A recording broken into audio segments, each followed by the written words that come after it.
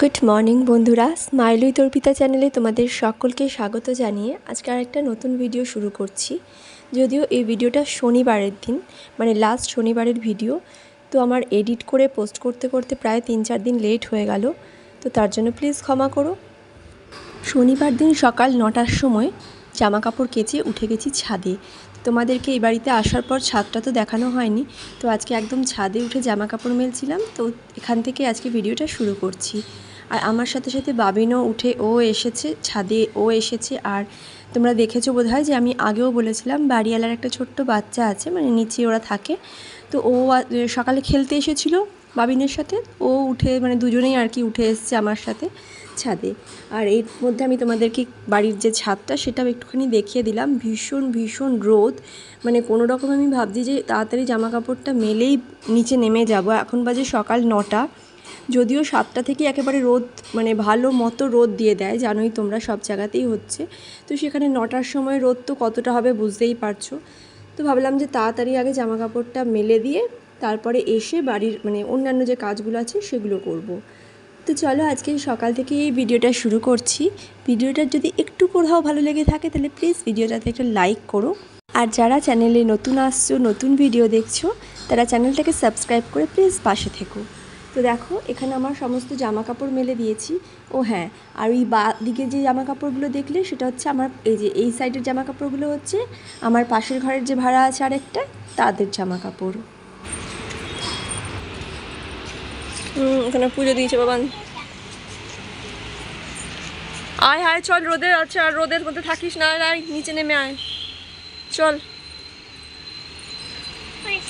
যাও যাও নিচে নামো, তোমরা নিচে নেমে পাবেন, ঘরে ঢুকতে পারবি তো? আমি আস্তে আস্তে নামছি, তুই যা, আমি বালতি নিয়ে যাচ্ছি। দরজা খুলতে পারবি না তো দাঁড়িয়ে।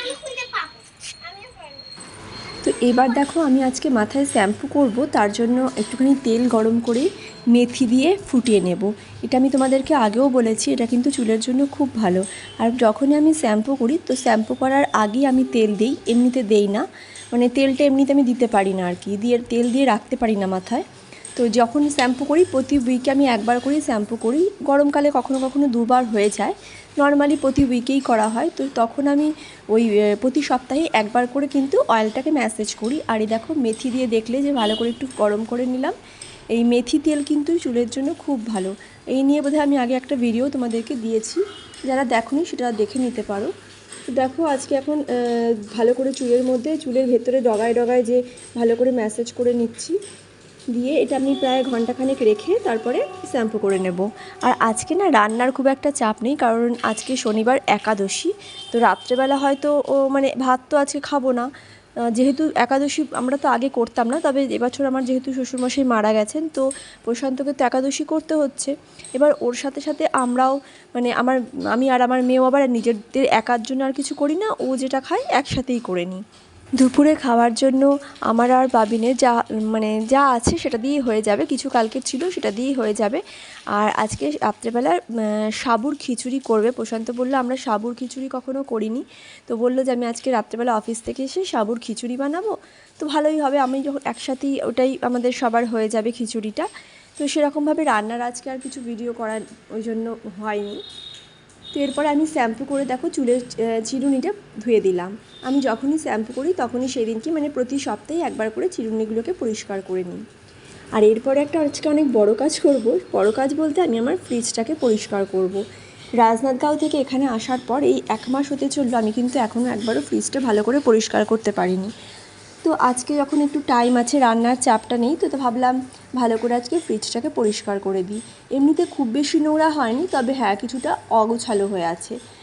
এইদিকে বিশেষ করে দেখতেই পাচ্ছ যে চারিদিকে এত আমার ফ্রিজের মধ্যে স্টোরেজ হয়, মানে বাইরে না আমি অনেক জিনিসই রাখতে পারি না, কারণ ছোটো ছোটো পিঁপড়ে পোকা চলে আসে, যতই পরিষ্কার করা হোক না কেন, ওই সুজি ছাতু এগুলোর মধ্যে না পিঁপড়ে ধরে যায়। তো এগুলো আমি সবই ওই ফ্রিজের ওপরেই, আমার ফ্রিজের ভেতরেই স্টোর থাকে।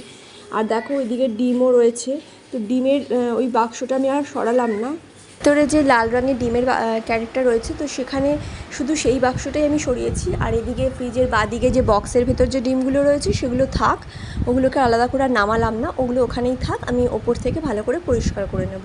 তো খুব বেশি যে নোংরা হয়ে আছে তা না, মোটামুটি একটুখানি পরিষ্কার বা মোটামুটি ছিলই। তো যাই হোক, ভালো করে তাও আরেকবার করে নিলাম। আর এই সাইডের যে জিনিসগুলো অগোছালো হয়েছিল সেগুলোকেও সুন্দর করে গুছিয়ে নিলাম। আর এই ফ্রিজটা অনেক দিন পুরনো বলতে আমার বিয়ের ফ্রিজ, মানে বিয়েতেই আমার বাড়ি থেকে দেওয়া হয়েছিল, আমার মামা দিয়েছিল এই ফ্রিজটা। তো 10 বছর হয়ে গেছে ফ্রিজটা, কিন্তু এখনও যতটা সম্ভব খুব ভালো আছে ফ্রিজটা। আর আমি যতটা পারি একটুখানি পরিষ্কার করে গুছিয়ে রাখার চেষ্টা করি। তো দেখবে কোনো জিনিস আমাদের, বিশেষ করে আমাদের মেয়েদের বিয়েতে পাওয়া জিনিসগুলো, সে যতই পুরনো হয়ে যাক না কেন, মানে ওটা একটু বেশি মনে হয় যে আমরা ওটাকে প্রাধান্য দিই, তাই না? যারা মেয়েরা আমরা আছি তারা, মানে মেয়েরাই অ্যাকচুয়ালি এটা হয়তো বুঝতে পারি, তবে আমি সবার কথা বলবো না। কিছু অনেক মানুষই আছে যারা বিয়েতে পাওয়া জিনিসগুলোকে একটু বেশি যত্ন করে গুছিয়ে রাখে, হয়তো সেটা ভেঙে যাচ্ছে বা অনেক দিনের পুরনো হয়ে গেছে, তাও মনে হয় যে একটু যত্ন করে রাখি, কারণ এই স্মৃতিগুলো মানে খুব প্রিসিয়াস হয়ে থাকে মনে হয় আমার জন্য। তো যাই হোক, দেখো আমি মোটামুটিভাবে এখানে গুছিয়ে নিলাম। আর দেখতেই পাচ্ছ এখানে সমস্ত রকমের প্যাকেট, দেখো ছাতু, তারপরে কাসুরি মেথি, গ্লুকন্ডি, এরকম অনেক ধরনের, মানে যা যা জিনিস বাইরে আমি রাখতে পারি না সবই ভেতরেই রাখি। আর দেখো ভালো করে গুছিয়ে পরিষ্কার করে আর যেখানকার জিনিস সেখানে রেখে দিলাম। আর এই রাইট সাইডেও দেখো অনেক সমস্ত জিনিসগুলোকে গুছিয়ে নিয়েছি, কারণ বাইরে এগুলো একদমই রাখতে পারি না। এখানে ওষুধও আছে কিছু, আমার ক্রিম, বাটার বা যা যা দরকারের জিনিস হয় সব কিছু এর মধ্যে রেখে দিয়েছি। তো চলো, এবার ফ্রিজ তো গোছানো হয়ে গেছে, আর এবার বাইরের সাইডটা তো একটু ভালো করে মুছে দিচ্ছি। তবে বাইরের এই সাইডটা তো মাঝে মাঝে আমার মোছা হয়, মাঝে মাঝে বলতে প্রতিদিন ডাস্টিং যখন করি তখনই ফ্রিজের ওপর এর মানে এই ওপরের দিকটাতে মোছা হয় বাইরের সাইডটা, কিন্তু ভেতরেই অত তাড়াতাড়ি, মানে প্রত্যেক দিন তো মোছা হয় না ভেতরটা। তো চলো, এদিকটা মোটামুটি পরিষ্কার হয়ে গেছে। আর এখন চলে আসছি একেবারে বিকেলবেলা, এখন বাজে সন্ধ্যে 6টা। তো 6টা বাজে, কিন্তু বাইরে কিন্তু এখানে ভালো আলো আছে, এখানে 7টার আগে অন্ধকারই হয় না বলতে গেলে। কিন্তু আমি এখন তাড়াতাড়ি পুজো দিয়ে নিচ্ছি, তাড়াতাড়ি বলতে 6টা বাজে, তাই জন্য ভাবলাম আগে সন্ধ্যেটা আমি দেখিয়ে দিই, কারণ এরপরেও আবার অনেকগুলো কাজ আছে, বাবিনকে একটু পড়তে বসাতে হবে, এরপরে খুব লেট হয়ে যায় নয়তো। তো 6টা বাজে আর আমি সন্ধ্যে দিয়ে নিচ্ছি। আর যেহেতু আজকে শনিবার, তো গোটা ঘরেই আজকে একটু ধুনো দেবো। শনি মঙ্গলবার করে তো আমি ধুনো দিই, তোমরা জানো। তো চলো আগে পুজোটা দিয়ে নিই।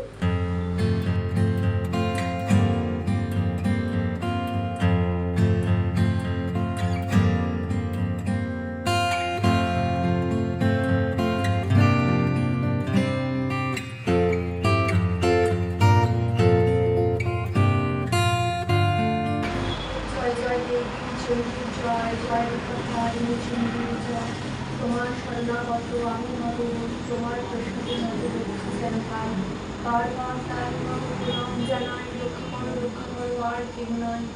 জয় মা বিপত্তারিণী চণ্ডীর জয়, জয় মা বিপত্তারিণী চণ্ডীর জয়, জয় মা বিপত্তারিণী চণ্ডীর জয়।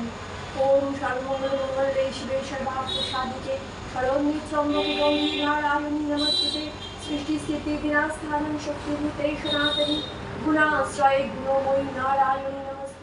শনি মঙ্গলবার করে যখন আমি ঘরে ধুনো দিই, তখন ওই ছোবড়া বা ধুনোর মধ্যে আমি কিছু কর্পূর, 2-3টে কর্পূর আর একটা গোটা বড় তেজপাতা কিন্তু দিয়ে দিই।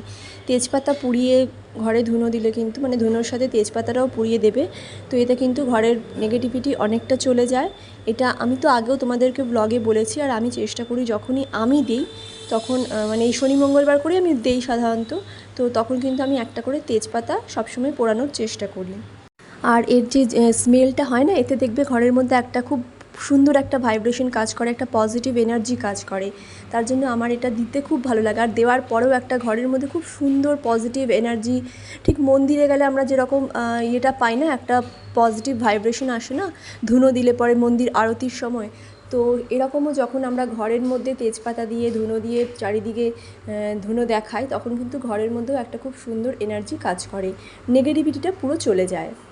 তো পুজো দেওয়া হয়ে গেছে সন্ধে দিয়ে, এখন আমি বাবিনের জন্য দুধ গরম করছি আর নিজের জন্য একটু চা করছি, চা খাবো, আর বাবিনকে একটু দুধ দিয়ে দেবো, দুধের মধ্যে কমপ্লান দিয়ে দেবো অবশ্যই।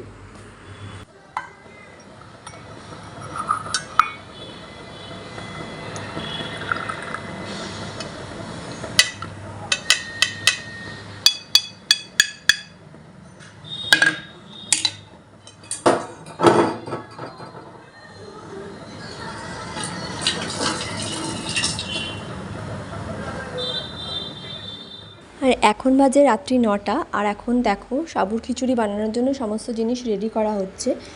তো এখানে যতটা পারবে সবজি যাদের ঘরে যেরকম থাকবে সেরকমই দিতে পারো। আমি এখানে গাজর, ক্যাপসিকাম, আলু, টমেটো ছোটো ছোটো করে কাটা হয়েছে।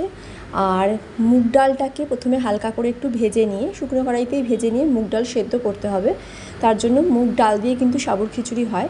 আর দেখো সাবুটাকে এখানে ভিজিয়ে রেখেছি, ওদিকে ডালটাকে সেদ্ধ করে রাখা হয়েছে, এখানে সেদ্ধ করার জন্য দেওয়া হয়েছে, ওদিকে সাবুটা ভিজিয়ে রাখা হয়েছে। আর এর মধ্যে যা যা দেওয়া হবে সেগুলো তোমাদেরকে দেখিয়ে দিই। একটু আদা কুচি করে নেওয়া হয়েছে, গোটা গরম মশলা, তেজপাতা, কাঁচা লঙ্কা আর কিছুটা কাজু, ফোড়ন যখন দেওয়া হবে তখন।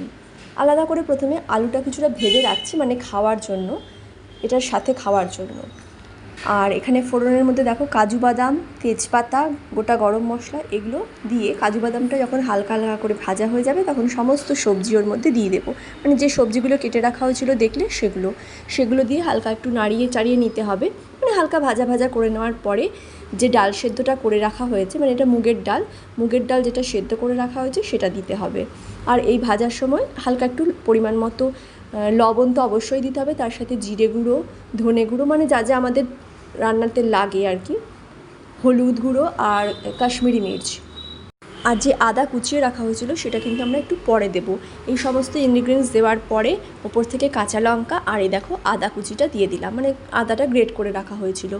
এবার খুব ভালো করে একটু নাড়িয়ে নেব। হ্যাঁ, লবণ তো অবশ্যই দিতে হবে, পরিমাণ মতো লবণ দিয়ে হালকা করে কষিয়ে নেব। মানে খুব বেশি দরকার নেই, হালকা করে কষাবো, কারণ এরপর আবার আমরা ডালটাকে দেবো, মানে যে সেদ্ধ করে যে ডাল রাখা হয়েছে সেই ডালটাকেও দিতে হবে। মোটামুটি ভাজা হয়ে যাওয়ার মতো হয়ে যাওয়ার পরে যে ডাল সেদ্ধ করে রেখেছিলাম মুগ ডালটা সেটাও দিয়ে দেবো। এরপর এটা খুব ভালো করে ফোটাতে হবে। কড়াইতে করেছিলাম, তো কড়াইতে তো যারা যদি কেউ কড়াইতে রান্না করো তো একটু ঢাকা চাপা দিয়ে করবে, কারণ আমরা রান্নাটা যখন করছিল প্রশান্ত তখন একটু ঢাকা দিয়েই করছিল যাতে তাড়াতাড়ি হয়ে যায় আর তাড়াতাড়ি ভালোভাবে সেদ্ধ হয়। তো এইদিকে ফুটে যাওয়ার পরে দেখো যে সাবুটা ভেজিয়ে রাখা ছিল সেই সাবুটা এবার দিয়ে ভালো করে নাড়িয়ে নিতে হবে। তো এর মধ্যেও একটু পরিমাণ মতো জল দিতে হবে, যে যেরকম আমরা একটু পাতলা, মানে বেশি পাতলা না, একটু থিক টাইপেরই রেখেছিলাম, খুব বেশি পাতলা করা হয়নি। তো পরিমাণ মতো জল দিয়ে আরেকবার ভালো করে ফুটিয়ে নিতে হবে। সাবুর খিচুড়ি যারা যারা খাওনি কখনো তারা এরকমভাবে করে দেখো, সমস্ত সবজি দিয়ে খুব খুব ভালো লাগে খেতে। আমিও ফার্স্ট টাইম খেলাম, সাবু আমার খুব একটা পছন্দের জিনিস না, তবু এবার তো খেতে হচ্ছে বলে খেলাম। আর এ দেখো ওপর থেকে চিনি দিয়ে দেওয়া হয়েছে, পরিমাণ মতো স্বাদ মতো চিনি দেওয়া হয়েছে। আর গরম মশলা, গুঁড়ো গরম মশলা, তার সাথে ঘি, 1 চামচ ঘি আর গরম মশলা গুঁড়ো দিয়ে একটুখানি ফুটিয়ে নিয়েই ব্যাস, রান্না কিন্তু পুরো কমপ্লিট। খেতে অসাধারণ হয়েছিল। আমি এমনিতে সাবু তো বললাম ভালোবাসি না, কিন্তু খিচুড়িটা খেতে আমার খুব ভালো লেগেছিলো। যেটুকু ছিল আমি আবার রবিবার দিন সকালেও একটুখানি রেখে দিয়ে খেয়েছিলাম। তো দেখো সাবুর খিচুড়ি কিন্তু একদম রেডি।